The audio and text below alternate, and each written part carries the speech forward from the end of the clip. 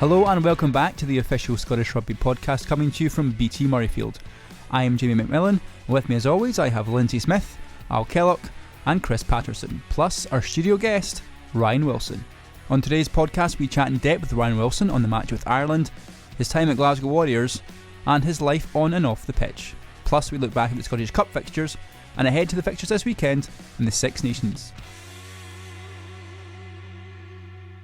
Well, we're delighted to have Ryan Wilson. He was supposed to be with us on the phone, but Ryan, you've made it through to BT Murrayfield. How are you? Yeah, I'm great, thanks. Now, how's the injury to ask? Because obviously you went down against Ireland, but how's the leg? Oh, it's all right. You know, you dragged me out here, so it's got a little bit worse and slightly swollen. Having to come all the way through down the M8. Wish I was in my bed doing this. Right, wait a minute. Ryan phoned me earlier on and said, Al, I don't want to phone in, I want to come through because I want to be in the studio and experience what it's like to be there live. Yeah, now I regret it because it's an absolute shambles. Well, go. Somebody open the door, let him go. I don't know where my crutches are. Phone us on your way back to Glasgow. Someone's taking my crutches. So. How did it happen? What happened in the game? It was about 35 minutes in, you were saying, and you played on, but what happened? Yeah, I played on. I dislocated my kneecap, so I felt like a pop. I almost felt like my kneecap span all the way around my leg, but then it popped back in. So just thought I'd be alright. Got up, hobbled out to the wing where Maitland said, get on the wing. Just hoped the ball wouldn't come back my way, and it did. And instead of running, I thought that hopping would be the quicker option. So you can actually see me hopping towards the breakdown. And then, just sort of carried on, got it strapped up, made it to half time, and then the adrenaline wore off a bit, and it just gave way. Because I remember seeing you full time. You had a massive bump on your face as well. What happened there? Did that happen at the same time, or was that earlier on in the match? No, I think that happened before. It happened literally about 30 seconds before I dislocated my knee. I smacked my face. I think I might have fractured my eye socket like Stander, and carried on for 5 minutes. No, you didn't. What a tripper. No, you didn't. The doc was like, well, he said that it will heal. It'll take just as long as my knee, so no one really needs to worry about it. But I didn't want to mention it because, I thought I was standard it the week before. Praise for him playing on. Wow, well done. But who uses their face in a rugby match? But anyway, on the result, Ryan, obviously really disappointing. That was a game that I think we all thought was one that we definitely could have won and potentially should have won. What are your thoughts on that game now you've had a chance to look back on it? Yeah, well, I can't really remember a massive amount. Did you watch the second half? I did, yeah. Inside, or did you come back? No, I came back out and sat on the bench, and it was just frustrating. We sort of killed ourselves with our own mistakes, really. The first couple tries, the first one, for example, it was one of those ones. Tommy shouldn't have thrown that ball. He'll hate me for saying that, but he kept hold of it. That's a fluke one. And then the other one, the second one, we'd spoke about it all week. A play that they do quite a lot.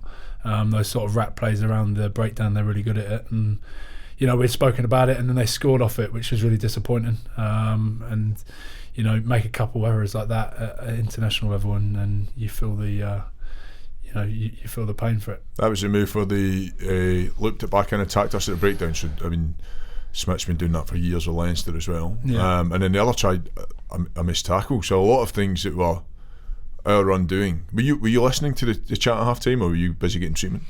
No, I was busy trying to convince them that I should go back on. Because the first half went well. It wasn't perfect, but we were in a good place at half time. With hindsight, not scoring in that last couple of minutes, we talked about it last week, not scoring the last couple of minutes of the first half, maybe it was a big turning point, and then obviously losing yourself at half time. Yeah, I was probably the key factor, wasn't I? But no, I know. Listen, like I said, you make these small errors at international level, then you're going to get punished for it. And then we did 3 small errors, which cost us the game. It's easy as that. Well, it's not a lot in it, is there? It's the kind of nature of the game now. The tiny wee things kind of make a massive difference. And even if games end up being 20 or 30 points one way or the other, it still comes into 1 or 2 key things. But not a lot in it, but we pack that and look forward to this week. If we look back at the fixtures from the weekend, Glasgow took on Cardiff away from home, and it was a great bonus point victory at 38-34. Oh gosh, again another one. Against Cardiff, we've done this quite a few times against them. We've played them enough, and we go up three or four tries, and then suddenly they start to come back into the game, and it all gets a bit worrying. I think we do it just to keep it interesting. Who were some of the key players that stood out for you? Obviously, George Turner's the first name springs to mind just for that break. But anyone from you thought had a really good game? I thought Nick Grigg was brilliant. He always is. He's I reckon one of the best centres around at the moment. You look every time he touches that ball, you think he's going to make a break. A little pocket rocket, Squigs. It's good to see Big T Tavita get on and get that try. I thought he'd blown his hammies out when he was tripping over the line. I just look for the funny stuff like Pricey tripping over himself, getting done by the sniper. Pete Horn coming back in. I mean, that's tough. You've done it a couple of times probably, where you'd have to drop back from international duty. You've got to get straight onto the codes. Now, you mentioned Nick Grigg. Stafford McDowell had a great game as well. A lot of that probably down to the fact that George had played, Pete had played so well at 10. Yeah, he controlled it, didn't he? And he played really well. And some of the lines he ran at 10, you put 12 at the 10 row, and he runs those lines at the back of some of the boys, and he was cutting holes. So he did really well, kicked well as well. Horney did well. Big Xander, 50 minutes. Yeah, good to see Big Z back. Sorry, I'm just moving my leg. It's really sore because I came through to do the pod. Good to see Xander. He didn't look as unfit as I thought he was going to. He said, I spoke to him earlier on, I said, how's the body? He said, absolutely fine, but I'm still looking for my lungs. So I think he felt it a wee bit, but it's always going to take a wee bit to get back into it. Especially a game like that. Yeah, especially a game like that. Yeah. Full on synthetic pitch, and a lot of tries early on. It was a beauty. Actually, Glasgow second in the Conference A, 2 points behind Munster. With Connacht and third who you play this weekend, away Black, they're 42, Glasgow 51, Munster 53. And I remember, take you back to last year, winning the conference meant you had that, was it a 2-week break before you played the semi-final, maybe even a 3-week break because of the European League as well. So I suppose in some ways if you finish second you don't have that break, but you obviously want to target first to get that home semi. Yeah, definitely. But then again, you hear Dave spoke about it last season. He said that 3 weeks might have done us less good than we thought it would. Being able to get some games in over that time is pretty good. So we obviously want to top that conference, but listen, an extra game isn't the worst thing in the world either. So there's still a long way to go before we start looking at that. Although a massive game this weekend in the context of finishing either first or second. Now 9 points behind Connacht at the moment. If Glasgow will win that game, then you should be really only having conversations about first or second. Yeah, definitely. Yeah.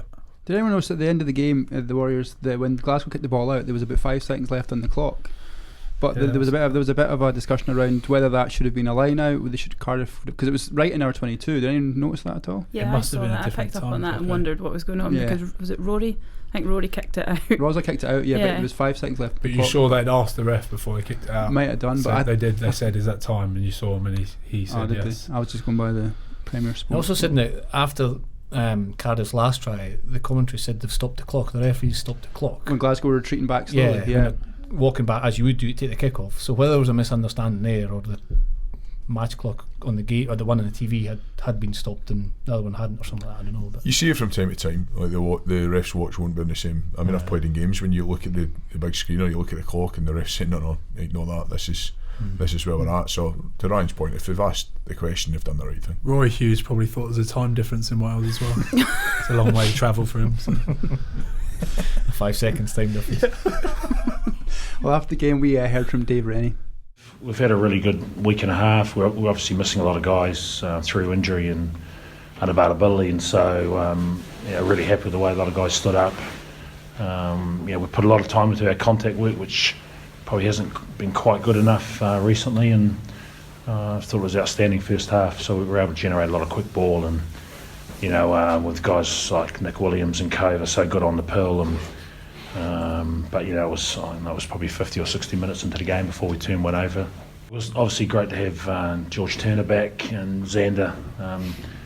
Xander's first game for 5 months, and George's first one since December. So I thought George Turner was phenomenal. His throwing was excellent. He was great with ball in hand, and nice to have those guys back. And we'll see what Gregor's plans are. We've got a fair chunk of guys going into camp tomorrow to start preparing for France. You can't afford to look too far ahead, can you? We were thinking that with 5 to go tonight. So, what we know is the next few games are important. We're just going to take it one at a time. we get it right next week, we're in a good spot. And, then we travel to Zebra, and then we've got Cheetahs a couple of weeks after that. So all teams in our conference, and if we can get a good amount of points in there, then we'll be in a good spot. Dave Rennie there, you know Dave really well, obviously you're part of the leadership group, co-captain. What's he like as a coach, and what's your relationship like with Dave? Yeah, it's really good. Get on with Dave really well, and he's a good coach. He's good with the boys. He's honest as well, which is important for me. I remember when he asked me to be captain, that was the one thing we spoke about was, listen, we've got to be able to be completely honest with each other, because there's times where he'll disagree with things that I think and I'll disagree with him, but you've got to make sure you're honest with each other. And he's a good bloke to have around. He's good on the guitar, so he likes to have a sing song after the game, which is nice. With regards to that co-captain, with Callum Gibbons, he's obviously a good friend of yours as well, but when it comes to certain moments where there's duties of a captain, how do you guys split it up between leading players out, coin toss? Is that just a debate, or your experience, because you're a more experienced player, do you have more of a say in that? Or? I'm not more experienced player. At Glasgow you are. Cully's older than me. Ryan, who takes your team out? Who leads your team out? You know the answer to that. Right, who leads your team out, Ryan? I do. Why is that, Ryan? Just because I said to Callie I'd do it, and that was it. You told Kelly it wasn't allowed. So if you lead the team out, does he do the team talk? Because I would imagine a team talk from you would be quite entertaining. Yeah, but I'm very different off the field than I am on the field. You'll know that, Al. Especially in the change room, I get really angry and serious, whereas I cannot be serious outside of rugby. But no, listen, we just argue over it. There's like massive arguments before games and stuff, and the boys, like, we have to go off. It's like lovers' tiff, and all the boys are like, oh no, not again. But you clearly enjoy being around Cam. He's obviously off the field, though. You and him like socialise. You good pals off the field. Really good pals, yeah, nearly as good as me and John Barkley. Let's move across to the Edinburgh game, and that was another good result for Edinburgh. Ryan, I'm not going to ask you if you watched that. Mossy, you were at the game. You were working for Premier Sports. A good victory here, wasn't it, the weekend? It was good. I actually quite enjoyed it. You could tell that the players, it was 3 weeks off since their last game, so a big ask for the players to hit the ground running. But I actually thought the Dragons were improved a lot. I thought they gave a bit of resistance, but Edinburgh really found their form. 5 tries, bonus point win. Take some joint second. Benetton, they were a point behind Benetton, but Benetton won as well, but failed to get the bonus point, so they're both in second in Conference B and 41 points. And I actually thought Edinburgh, as always, are really physical. They defend really well. Their kick chase is exceptional, and scored 2 or 3 brilliant, 5 tries, but 2 or 3 really exceptional tries off first phase. Just cut Dragons open their defence, and to sign a good preparation, good execution. If the certainly the first 2 tries were outstanding. Can he strike, please? Missing 6 players because Gregor had held them back, and also a good amount of injuries as well. So it shows the strength and depth there. They lost to the Dragons during the autumn series when they were missing international players. So to be able to bounce back and to have the maturity to be down at half time and then to go out and win that second half, I think shows that the squad's in a great place. And James Johnson as well got 2 tries. He's really kicked on, hasn't he? 2 tries, yeah. He's such a good player. Jinky, he's played in the Sevens a long time. Played at Glasgow as well. Probably when you were there, Ryan, was it? Yeah. Gigi was in the academy. So and he's had a run of games this year that's really given him the confidence. And you can see the finish for his first try was excellent. Called up to the national squad today to train with the national lads as well. So he's brilliant attacker. His defence has improved this year, no end, just for all having a run of games. And he's a pretty tough man to stop. Tough run in for Edinburgh though. Still to play the Blues, Treviso, Leinster, Scarlets, Ulster and Glasgow, and three of those teams all fighting for that qualifying place. This 3-week block's important. Yeah. The Dragons last week, and then Cardiff, and then it's Treviso, isn't it? Treviso away, so Cardiff at home, Treviso away, and Treviso they're closest. Ulster are behind that. It looks as if Scarlets, who were so good the last couple of seasons, have fallen away a little bit. They were beaten in Italy at the weekend, so the next 2 weeks for Edinburgh will be really, really important. I'm not just saying it because Treviso beat us, but how good have Treviso been? No. And then you look at that Italy team, there's like 12 or 13 players starting for Italy that were from Treviso, so they must have some strength and depth as well, right? We've spoken about it often, the the two teams in Italy are continuing proving. We see their under 20s and their age grades and their academy players aligned to the coming into the pro teams. They're going to get stronger and stronger and stronger. And if one thing that Treviso doing well this year, or Benton doing well this year, gives them confidence that they are actually, or just underlines the fact that they're on the right track. A wee bit success will just make them even better and better. Never really explored it before, but your grandparents are Scottish, aren't they? So that's the whole connection between you played for Scotland. Your family, is it Motherwell? They're Fitherwell. When you were younger, did you spend much time up in Motherwell? Or? No, I probably went up there twice in my childhood. Is that where you? It's not really somewhere you go on holiday, is it? But from a family, I suppose it depends where you live. Yeah, but some people it's hard. Should we go up to Motherwell, have a little look at the mines or something like that? Visit the grandparents. Yeah, they moved down when I was quite young, to be fair. Okay. So they were from there, but they didn't stay up there. Yeah, they lived in Manchester, so they lived there, but then moved down to Manchester for work. So we used to go to Manchester, if you want to talk about that. It's a holiday. Is your dad Scottish? Is that right? No, my mum. Your mum's Scottish. Yeah. Sorry. So when you had that decision, obviously playing rugby, how hard a decision, or easy was a decision for you to choose Scotland? Easy. Why? Because I bleed blue. Perfect answer. No, because so basically I played at a club called Farnham, and playing down there, a guy that we knew, his brother was a Scottish exile scout, I think, maybe that's what he was, and there was a Scottish exiles sort of camp that he knew that because my mum was Scottish that I had Scottish blood, so said, listen, do you want to come along and do a trial? So I went to this and then ended up going to a Scottish exiles camp and going straight into Scotland under 19s, and that was me. But yeah, my mum's always been obviously a massive fan of Scotland, and my old man pretends he likes rugby, but he's not really a sportsman. He tells me he used to play rugby. When we see boxing, he tells me he used to box. When we watch football, he tells me he was a really good footballer. But if you saw him, you'd know he was definitely not good at any of those. He's good at putting pints down his neck. It comes to every game. I mean, your mum and dad do some amount of travel, have done for the last 10 years that you've been at Glasgow. Yeah. They're committed fans. They are committed fans, but I think it's purely because they get to get out of the house and have a good drink with it.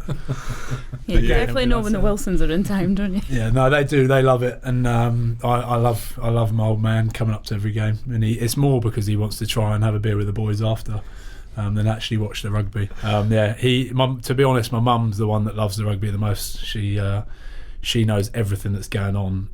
She's on Twitter following everyone, telling me what's happening before I know. Whereas my old man, he just comes up to have a beer. Scotland under 19s, you made that decision. I would imagine, knowing you as I do, that you would have quite liked the fact that you were doing something a bit differently. Did you take a bit of grief from your mates when you were playing for Scotland under 19s, and did you thrive in that? No, I didn't take any grief. No, I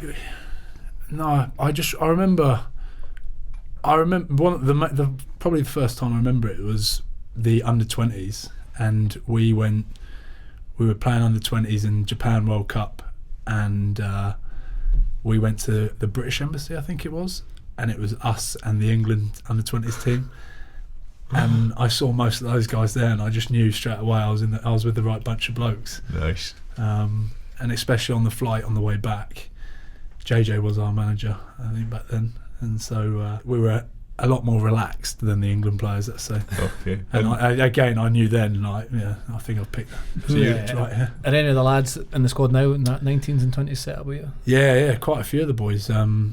Rambo was playing number 8 back then. No. I was playing Stuart McInally doesn't like Rambo. Sorry. Yeah, he doesn't like that. Sorry, yeah. Stuart McInco, aka CEO of Ruck & Co. He was playing. Alex Dunbar, Richie Gray. Yeah, we had quite a few. Pete Horn, Chris Fazaro. I don't want to leave anyone out. That's a good squad. But Fraser Brown. We had quite a few. Fraser, I didn't know Fraser Brown was your age. He looks younger. What? Nah, he's probably a bit older than me. Yeah. You play every game with a little bit of edge. Is there a little bit extra edge when you play against either England or any of the English teams? Yeah, Edinburgh? I think so, yeah.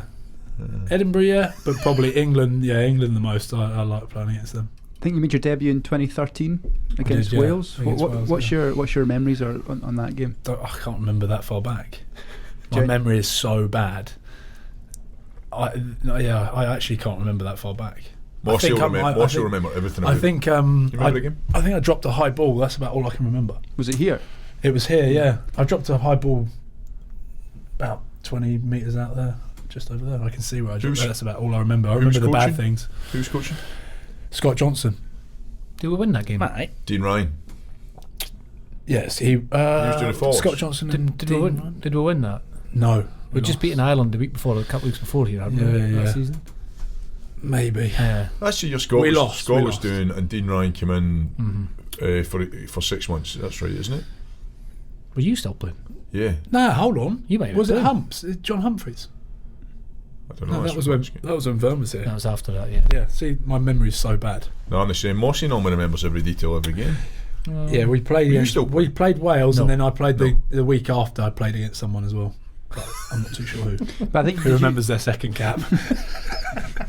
But that game against Wales, I think you came off the bench. You didn't start, did you? No, I didn't. You came off the bench because you made your first start against South Africa on the following tour. Yes, is that right? And that must have been where Humps was coach. South Africa, Samoa, and Italy. That tour. Yeah, not in that order. The quadrangular tournament they called it, and that's where I wrecked my shoulder. Again, what happened to your shoulder? I dislocated my shoulder on my first start for Scotland. How did it happen? Again, put it back in myself, which I don't think helped. Such a hero right now. And then tried to carry on, obviously.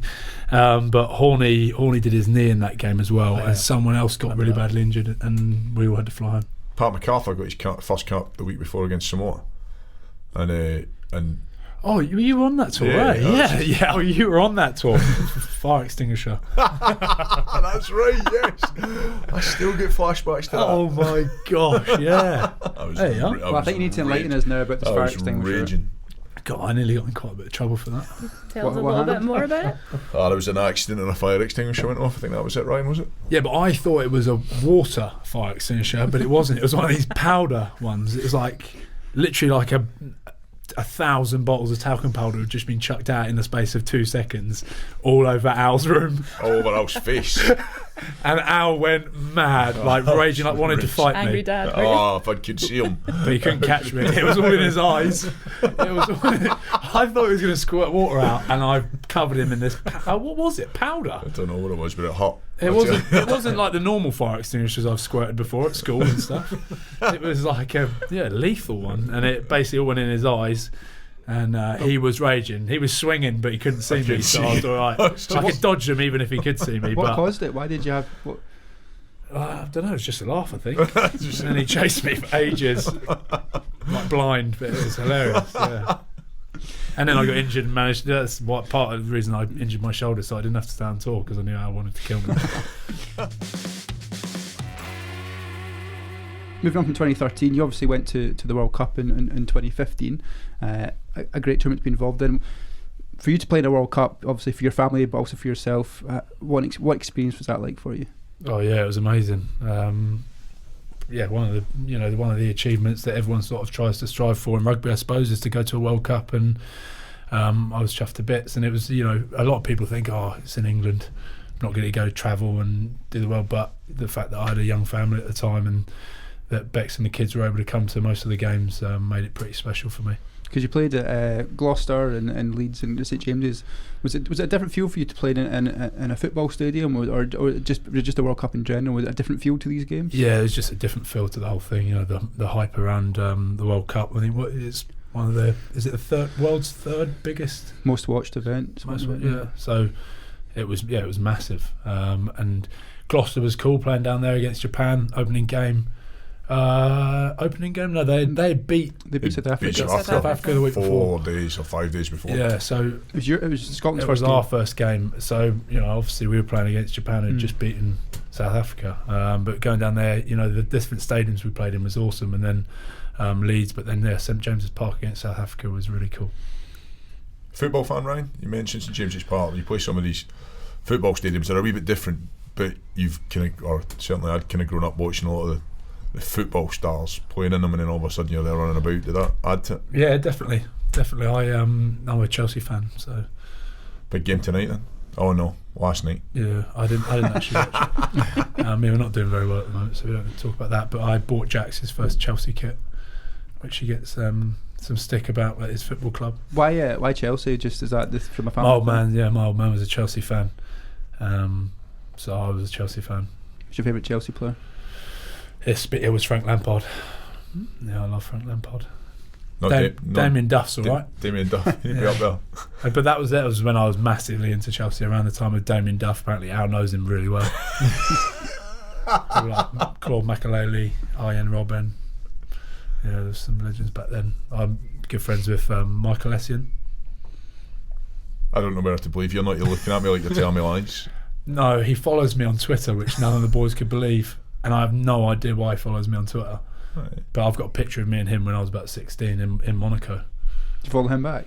I followed him back because I thought, there might be some common ground there, but I'm guessing he's not a Scottish rugby fan. Michael Essien. Don't know.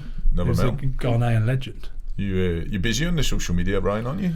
Like about social media? I do, yeah. I've got into the Instagram recently, yeah. Right. So the Instagram. Driving the kids to school in your scrum cap this morning? Oh yeah, I was picking Jax up, yeah, with a scrum hat on and Bella's heart-shaped sunglasses. I didn't actually go into the nursery like that though. I think they would have been slightly worried. But yeah, follow me on Instagram. Jax is what now? 89. Jax 5'4". I was waiting for that. Jackson's 4. He's the size of a 10-year-old. Yeah, he's about 6 foot already. Yeah, he's bigger than the likes of Grieg and that. Yeah. So yeah, he's funny. Ava's 6, good as gold. Jackson is just the gigantic 4-year-old. And a boy, typical boy. Yeah, and he can't stand rugby. He sees a state of me on a Saturday or Sunday morning and he's like, why would I do that? So he's chosen football. Yeah. And then Bella, the devil child. She's 2 and literally she's got the devil in her. She takes after her dad, or? Third child syndrome, so yeah, I was third child. So. Yeah. But obviously family's a huge part of your life around the rugby, because you often post pictures about what it means to you to run it to Glasgow, especially with your kids. You did it recently at Scots and you ran it with your kids. You've been at Glasgow for your whole professional career, over 150 caps. What does that club mean, not just to you but to you and your family? Yeah, it's become my home. I mean, I moved up to Glasgow nearly 9 years ago now, and saw it as an opportunity to get some good rugby under my belt. I never thought that I would be here 9 years later, and certainly didn't think to be here with 3 kids and living up here. And we genuinely, people say, oh, listen, it's become my home, but it has become my home. We can't see anything past Glasgow at the moment, and to see the club grow as well has been amazing. I remember turning up and Big Ad leading the ship and sort of taking over the reins from him, which was pretty easy. But yeah, I love it. If the weather was a bit better, I think Bex would love it just as much as I do, but we do love it, and we love the people of Glasgow, and the kids have even started to get a Scottish accent, a Glaswegian one, which Bex isn't that happy of. I'm chuffed a bit, so I think it's amazing. Jax has still got my accent, poor him.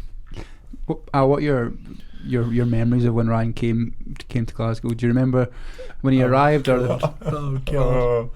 What can we share? He doesn't change. He's heart in the sleeve. He was when he arrived. Probably the biggest memory off field is the way he looks after other people. Glasgow pride themselves on being a family club and being a real tight club, and Ryan grabbed that straight away. And guys like, I think about Nico, Ryan, or Big Leone, and you just go the extra yard. They're always round for dinner. They're always helping, looking after your kids, I think, as well. That's why I do it. Free childcare. But just that sense of community, and you can see the way his mum and dad are at the club as well. It's their home now as well, even though they've come in just to support their son. They walk in and are part of that club as well, and that's what I've pushed hard for years and years. In that 9 years, a lot of change. Was it Sean coaching when you signed? Yeah, Sean Lenine. Sean, and then through Gregor, and then obviously Dave now. So what are the biggest changes in the rugby side of it over those 3 coaches, all that 9 years? Oh, again, because of my memory, I can't really remember. I just remember Lenine, the moon shape. The moon shape. Well, we're going to play the moon shape. That was that Lenine? Brought it back from New Zealand. Yeah, he loved that. Yeah. Was that when you just kicked and chased all day? No, we used to do this like it was like a pod in the middle, and if you were the king in the middle, like you wanted to get in that because you just got to like throw the ball about and act like a 10. So I was always trying to get in the middle of it. Al getting in the way all the time. Still at Fir Hill? You still at Fir Hill? We were at Fir Hill for the first 2 years when I came here. Yeah. And then we went to Scotstoun. Yeah, and then I suppose when Tooney came in, it's going to happen anyway. Rugby's got more and more professional over the last 9 years, hasn't it? And sort of Tooney is, intricate with everything he does. So he brought that, and then Renz is a completely different coach, but a similar style of rugby. Look to throw the ball around and play some good rugby, but maybe a little bit more than Tooney. So yeah, it's changed over the last 9 years certainly. It's a big shade as well with the forwards coach when you first came in. Yeah, big Shady Monroe. I love that man. He is a good man. You like him, I can Vince? see you and Shade getting on pretty well. You're both quite similar characters, I would say. Yeah, he's a good man. And he's doing good with the ladies team, So yeah, he's done really well. He's kind of brought in a different kind of style, and people are given the kind of chance to play the way they want to play, which is quite good as well. What stands out for you for Shady? Anything in particular? No, I just remember I suppose that's what the core of the squad when I came in was the year I joined was most of the under-20s from my year came in all at the same time. That's right. Because Bobby Harley was playing with us, Fraz, Gino, Pete Horn, Alex Dunbar, Richie Gray, Nick Campbell, remember him? Bugnuck. Dad, you played a jersey for us. He's boxing now. Yeah. Doing well, I think. Richie Verner older than you? Yeah, he's a lot older than me. Can't be a lot older than you. Yeah, I think he's like 2 years older than me. Massively older than you. When you're messing around at 30, nearly at 30, that's a lot. So, but all these guys, with the guys like Sean Lenine and Shane Monroe, just good blokes, weren't they? They're really good guys, and so I suppose they installed that in us. That we were there to play rugby, but we had a lot of fun. I remember a lot of fun. So. And that's always the worry, I suppose. I was listening to that Peter Crouch podcast. Have you heard that? Yep. And I've been listening to that recently, and he talks about the bus journeys. And you look back, that's the sort of stuff like that is the stuff I'll miss. The stuff off the field, and those long bus journeys. And he speaks about back in the day when they first started, and they'd used to stop for a chippy and get a pack of 24 Fosters on the bus. And he said that professionalism is changing that now, and he says it's absolutely ruined, like things like iPads and headphones. He's like, it's ruined bus journeys, which is so true. Do you see in rugby as well, it's a danger of games getting too serious? And no, I'm not so much the game, but I suppose it's the off-field aspects of like how professional it's getting. It's not going to ruin the game, it's going to make the game better, isn't it? But for the enjoyment of the players, like at Glasgow we've got a rule, the back 3 seats, no headphones. Swinno tries to come on and put his headphones on. I'm like, Swinno, if you want to put your headphones on, are you a back down seat you go. Player? I took over Al's seat. Did you? Did you? I did. I took over Al's seat when he left. Jumped straight into his grave. I'm always a keen believer that you should not wear headphones on the bus at the back. Speak to each other. Even if it's 8 hours back from Swansea. Has Finn Russell ever took his headphones off? Seems to have them on all the time. Nah, Finn's alright. He's got his little portable. Oh, I sound so old. His little portable music player. His boombox. He's wireless. He's got wireless. He carries around with him. His Walkman. He gets on that. Have you noticed that Finn Russell? Have you noticed what Finn Russell does getting off the Scotland bus now? Yeah.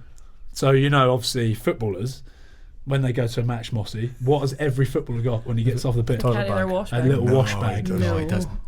Finn Russell has just a wash bag. He's trying to bring that into rugby. I think we talked about Stuart Hoggs. Were you in the changing room when Hoggy brought in his... Yes. And we turned it inside out and put the stuff in the ice so bar? we obviously ridiculed him until he stopped doing it. Well, Finn's got his little camo wash bag that he takes. Just on that, when you come off the bus on a match day, I can't think back, but do you have headphones on? Do you want to hear the crowd? Do you want to listen to music? What's your routine? I wear headphones till I get to the gates of Murrayfield, and then I take them off. You want to, and it's something I always say to someone that's getting their first cap, because I reckon that's one of the best experiences. Is you pull into that front gate out there, and suddenly you see all the people, and you think, "Oh, here it is," and then you take your headphones off, and about 3/4 of the way in, the pipes start playing, and they pipe you in, and you start hear the pipes, and then the fans are going crazy. And so I said it to Sammy Johnson recently. I said, make sure as soon as you get into the stadium, take your headphones off. And he said to me after, he said, "Oh mate, how good was that?" So I love it. That's one of the best bits. And then getting off, and all the fans are everywhere up the stairs, and it's brilliant. So that's my ritual. Get them headphones off. Those are the bits you'll remember as well. I'm like you. I don't remember games. Yeah. I don't know how. Like Mossie's good. Mike Blair's incredible. Mike Blair knows every single game he's ever played in. And every penny he's ever made. And every penny he's ever spent. Yeah. There's not been many of them. But yeah, those moments are incredible. Yeah. Well, Ryan, as I said earlier on, we put some questions out on social media, so people have got in touch. Gosh. I'm going to fire a few of them towards you now. So Alistair Dodds would like to know, just on that headphones, what's your favourite pre-game tune? I'm pretty chilled out. I don't like anything to G me up because, do you know what? I listen to Rod Stewart. I love Rod Stewart. I think that was ingrained in me by my mum. But Lumineers, I'm a big fan of Lumineers. Ryan, do you have the same playlist for every game, or do you change it up? Or Nah, just Bob, it's just something chilled out. It's usually something like Bob Marley or something like that. Something pretty chilled. Okay, Rory Riddle would like to know who has the best patter in the squad. I'm trying to think. Well, when there's people that you sort of spend most time with, I suppose. So someone like Barks.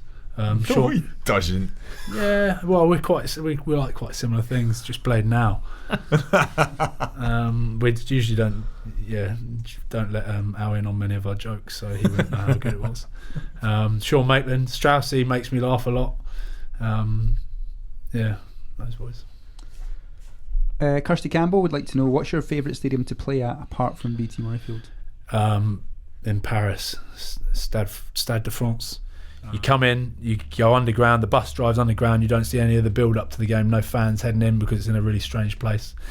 You go out, you do your warm up, you come back in, and obviously there's no one in the stands, and then suddenly you're lining up ready to go out, and you just hear this boom boom boom boom, and then as you walk out, it's as close to like a gladiatorial arena as you'll get, I think, and it is incredible. Just the noise that the French make is pretty special. So I'd say that one, it's up there.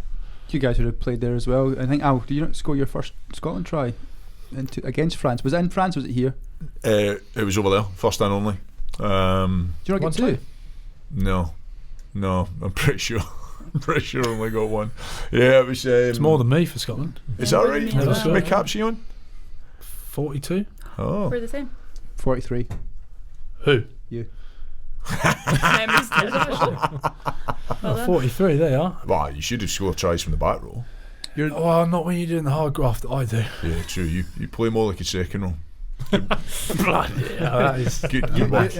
You and Dents both no tries. It's Dents. Dents. Nice Dents.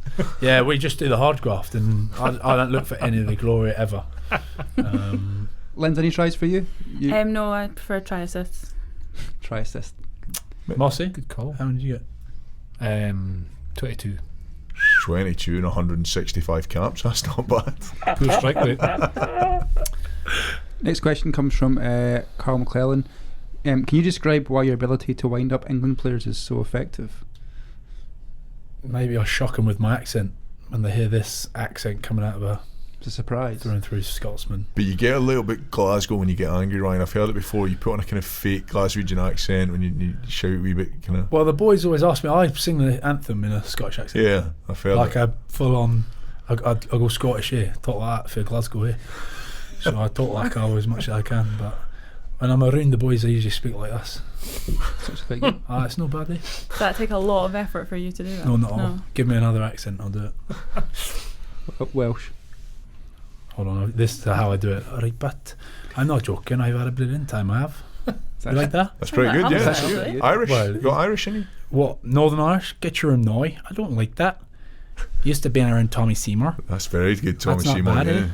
And then just if we can look at off the rugby pitch, Ryan, obviously, for you, the next step, rugby's obviously a huge part of your life, but have you got any plans or ambitions? What do you want to do after your life on the pitch? So, you've seen Only Fools and Horses? You're Del Boy. Yeah. Yeah, you are. Del Boy and Rodney. I just need my Rodney. Gibbons? So yeah, Kelly's probably there. Barks, I don't know. He probably wouldn't like to do it. He's too organised for that. But yeah, something like that. Bit of this, bit of that. What about a bit of barbering? I noticed on your Instagram you gave Jackson a haircut. Yeah, I did, yeah. How did that go? Well, firstly we were in Asda and I had 10 quid for a set of shears. Saw them and I was like, right, that's going to save me an absolute fortune on him.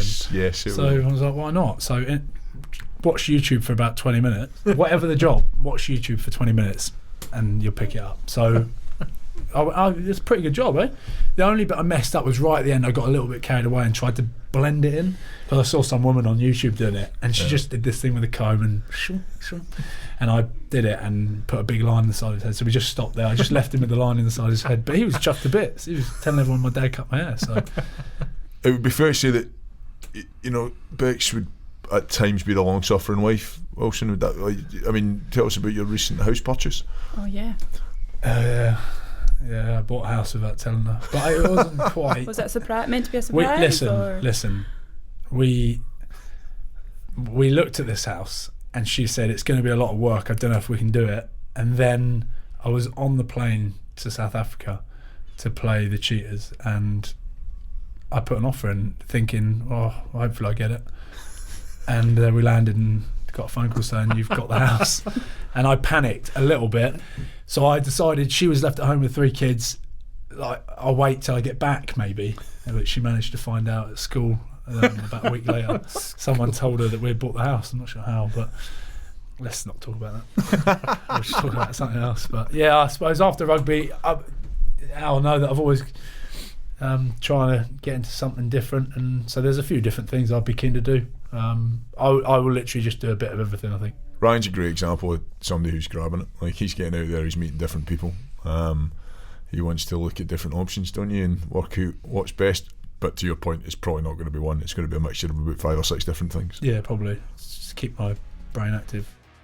Competition time, and we're giving away a signed Ryan Wilson podcast mug and a pair of tickets to the Guinness Pro 14 final at Celtic Park in Glasgow on Saturday the 25th of May. To be in with a chance of winning, head over to our Facebook page and answer a simple question. Terms and conditions are on our website. Don't worry if you don't win, tickets for the final are available to buy now from scottishrugby.org. Congratulations to last week's winner Neil Jones after answering Jason White and Ali Hogg to the answer of our question. Just some other news around the rugby world. Dan Carter returning to Racing for injury cover. Finn Russell's took a bit of a knock at the weekend.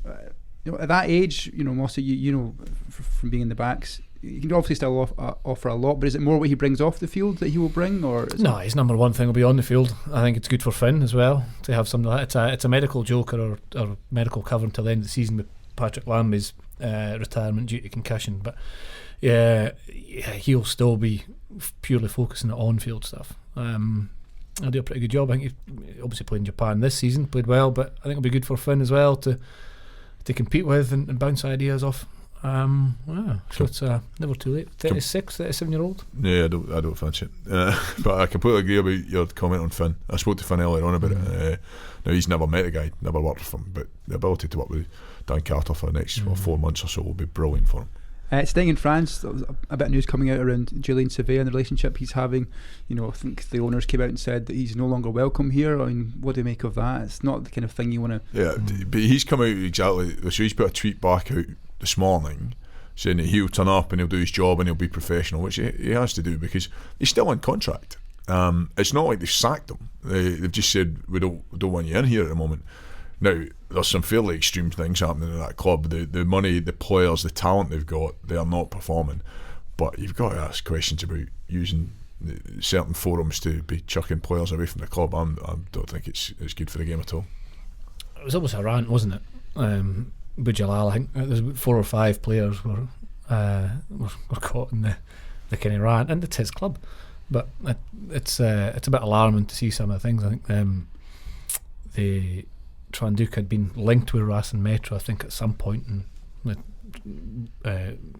Bujalal said no, he's haven't had any contact with them regarding Tranduc, but if there was, I wonder if we could get rid of him. Spoke about Rhys Webb, spoke about 2 or 3 other players as well, so it's always a rant, and it's his club and it's a bit reactive, but they're certainly not performing. We saw that here when they played Edinburgh completely outplayed them, but with the stars they've got on the pitch, they'd be falling short of what the expectations were. And just finally, today 6 players were called up to the Scotland squad as well. Your old pal Dunky Weir is back in the squad. You must be delighted to see him back in the mix for Scotland, right? Yeah, the bog trotter. Boggy. Head like a bog brush. He is back out there. He's been going well at Worcester, hasn't he? So, yeah, exciting to see him back in there. I'm chuffed to bits for him.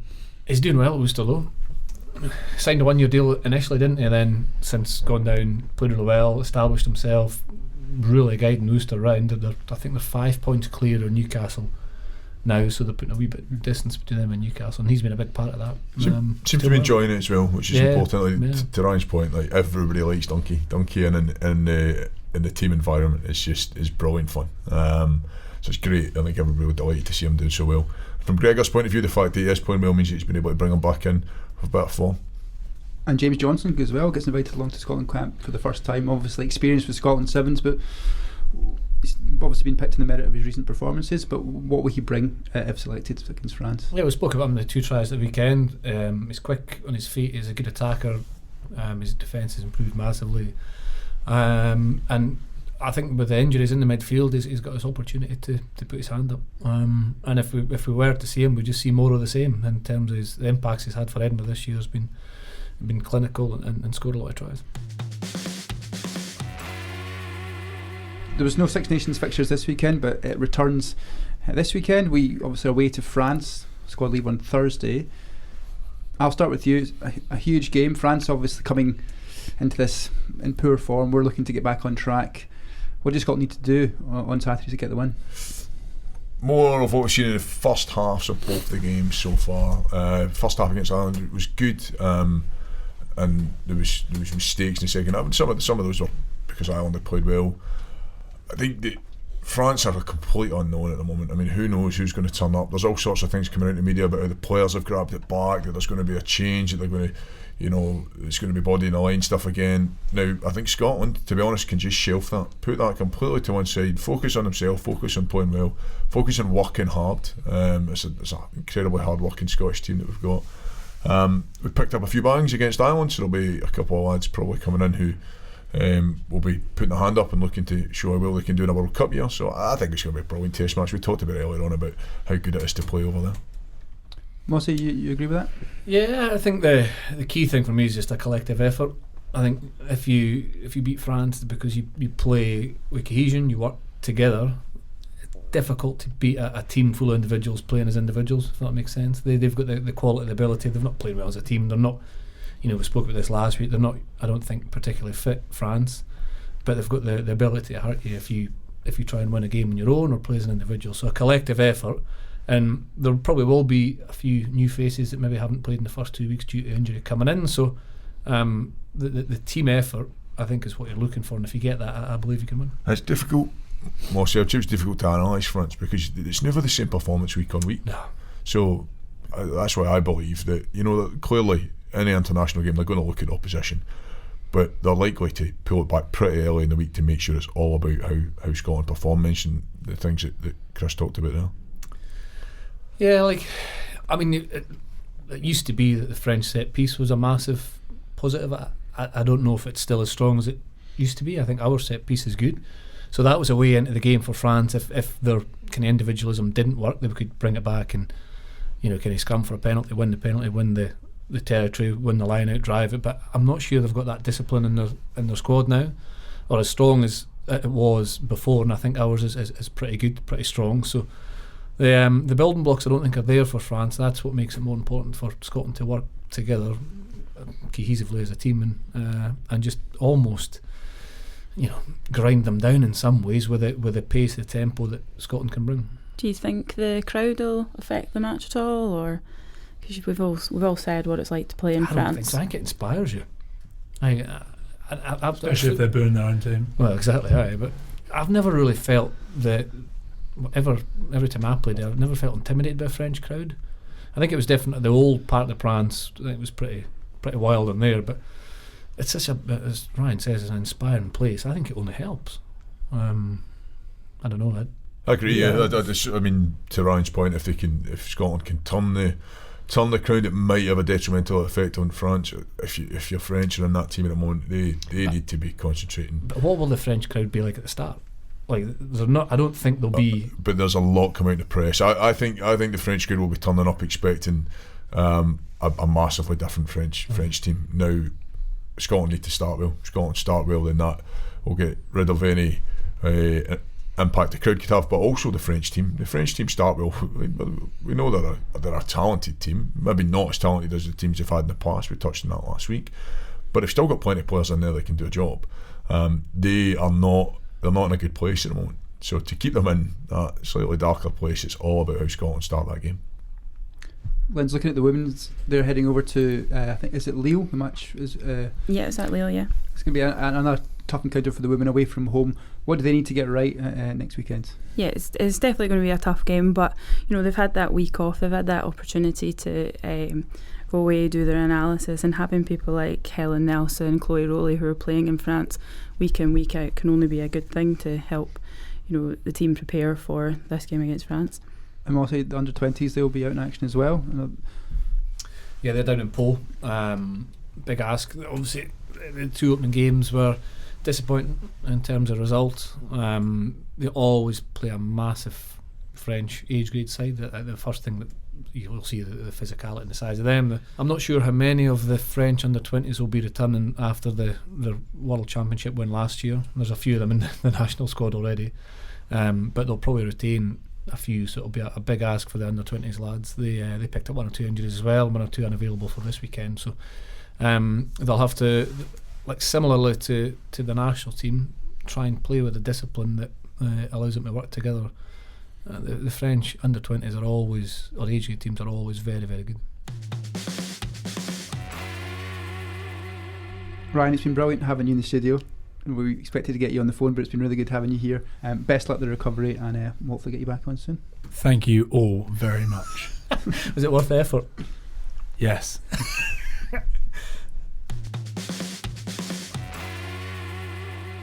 Ryan Wilson has now has left the podcast studio. That was good fun though, wasn't it, Mossy? It was good fun. I was just sitting and listening, really. I didn't really contribute too much in terms of questions. I was just sitting and enjoying the listen. But he's you can tell from the last 40 minutes or so just what type of person is and how valuable a person like that is in and around the squad as well. But don't be fooled, he's as driven and determined in the rugby field and training and driving standards as you could imagine. But he's got a fun element that's really, really important. It's interesting to hear him talking about the game, not on the field. As soon as he asked, is it too serious, or was it Al that asked, is it too serious?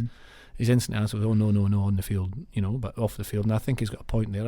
I think you can't be totally switched on and totally focused for 24 hours a day, 7 days a week. I think if that's the case, and you meet up in a national squad on a Sunday night, by the Monday or Tuesday you're mentally exhausted. You have to be able to switch on and off. And characters like Ryan are invaluable in and around squads. And but don't be fooled. There's a real ruthless streak in there that is, in terms of preparation and discipline and raising standards among the squad. It's in there, but is good value. There was some fixtures the weekend. There was no Tenants Premiership, but there was the Scottish Cup. There was 4 fixtures in that. Melrose Watsonians 25-8 victory for Melrose. Jed Forest and Heriots clashed well. Heriots won that one by 52 points to 26. Hawick with a good win over Stirling County, 31-27, and Ayr 36-19 over Curry. Some big results. I think the Hawick one, obviously a great result for them against Stirling at home, wasn't it? Yeah, progressed to the semi-finals. I didn't see any of the games live. I've had a look at parts of 3 of the games. I've not seen much of the Hawick Stirling at all, but pretty good games. They, as you say, Hawick winning at home to Stirling County. It was a late Bruce McNeill try. I think 2 minutes to go, it put them 11 points clear, and then Stirling then scored again. But always been a good cup side. Hawick won the first Scottish Cup, 97 I think it was. It might be before that. I need to double check that. But yeah, tough to break down, tough to beat. So Bruce McNeill scored late on for that. Ayr beating Curry. It was as kind of forward. I watched a bit of that. A lot of domination from the big carriers for Ayr. Set the platform for their victory there. Jed Forest are top of National 1. they're the only kind of second tier, if that makes sense, team left in those quarter-finals. So they're top of National 1, 2 points clear of Mar, who played in the Premiership last year. And they were just caught by the speed and intensity of Herets early on. I think it was 45 points to 7 at half time, and in the second half, Jed went on to score 3 tries in the second half, and Herets only 1. But some good performances. 3. There was a hat trick for Lewis Young for Jed, 2 tries from inside his own half, which was pretty impressive. But I think the Jed, a young side, were just caught out by the intensity that Herets will play week in, week out. So Herets deserved to go through there, and Melrose Oatsonans, again, was a tough game. It was a flurry of yellow cards in the balance, really, until later on. There was a 70-minute try for Melrose that kind of eventually got them in a position to win the game. So yeah, four pretty good cup quarterfinals, and obviously the semi-finals to come. You touched on Huyken about how they've had success in the cup before. Do you think it's because maybe where they are in the league as well, that they see a cup game as this kind of, the cup games are always different mentality?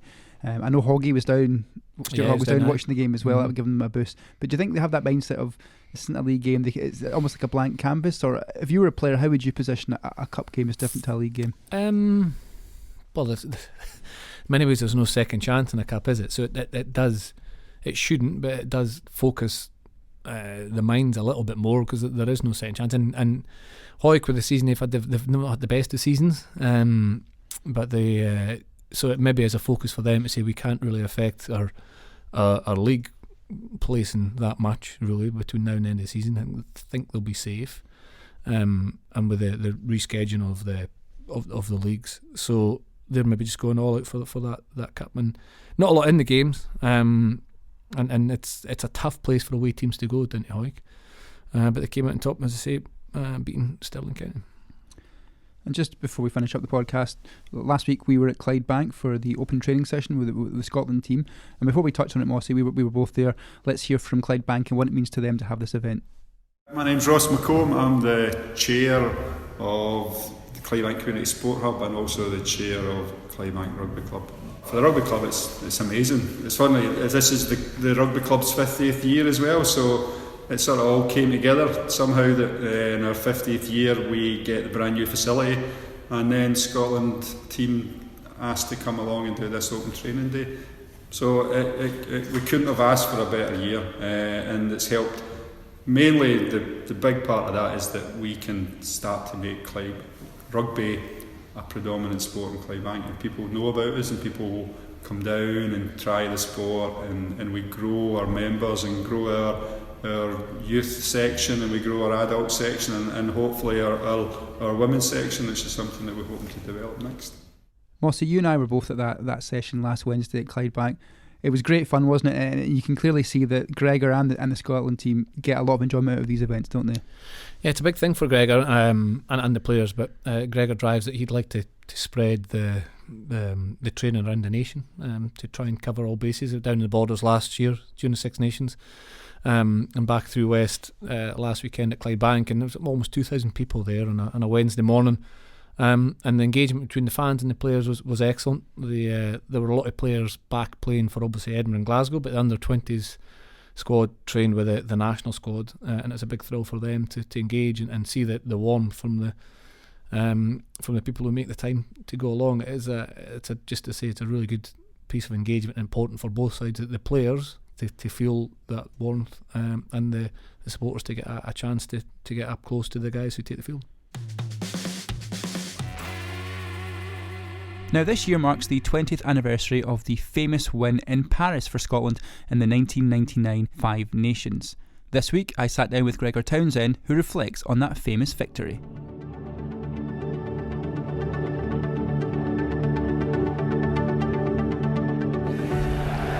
Paris in the spring, beware of the French with the sun on their backs. Welcome to the world's finest rugby stadium for the final weekend of the Tournoi des Cinq Nations, which began in 1910. It was probably my favourite day in a Scotland jersey, and it was one of those days that are going to be hard to repeat in your career, where everything just seemed to click. And you're here with 80,000 in this magnificent Stade de France. Scotland here for the first time, and hopes high of turning the tables on the heavy defeat at the hands of France last year at Murrayfield. And with wins over Wales and Ireland, that chance still remains of taking the championship title for the first time since their Grand Slam of 1990. We'd built such a good understanding between each other as players. We had confidence. We'd only lost one game in that championship to England at Twickenham, and we were close to winning that day. We outscored them 3-2. We just lost by 3 points. That, of course, is Gregor Townsend, who's looking to equal that record of scoring a try in every championship game. Added to which, of course, he's scored a try against Italy as well. So the lad's doing all right. The player who now, of course, is representing Brive in the French Championship, and will be opposed today by his club partner Philippe Carbonneau. But for the moment, 80,000 go quiet as in the sunshine the teams line up and wait for the anthems. Well, I'm not sure whether that was that performance was part of a psychological warfare. It sounded less like Flower of Scotland than some funereal march. Going to Paris, it was the last game of the championship, so we'd built a lot of understanding. The players had been together, and we just went out and played. I think we were shocked into playing because France scored a try early on, and after that we took the game to France. We were finding a lot of holes, and it's unbelievable to think now that we scored 5 tries in the first half in a venue that our city would never only won once in 30 years. But it was just great to be a part of. Obviously the next 2 days were fantastic as well, with Wales beating England and us becoming 5 Nations champions. The Monday, our players picking up the trophy at Murrayfield and 10,000 people turning up. I was stuck in France because I had a club game 2 days later, but that was just a great 3-day period. But the game itself, I don't think in a player's career, it maybe comes around once or twice a game where everything just goes well. When you do it for your country, and when you do it in such a game that ended up with us winning a trophy, then it was almost that perfect afternoon, and it was happy memories that day. Armstrong, Townsend is through and away for the third try. Gregor Townsend completes a slam of tries in the 5 Nations Championship, only the 5th man in history to do so, matching the achievement of A.C. Wallace of Scotland back in 1925, Carsten Catchaside of 24, Esteve in 83, Sella in 86, and to add to that a try against Italy. What a season for Gregor Townsend, and here's his special moment of history.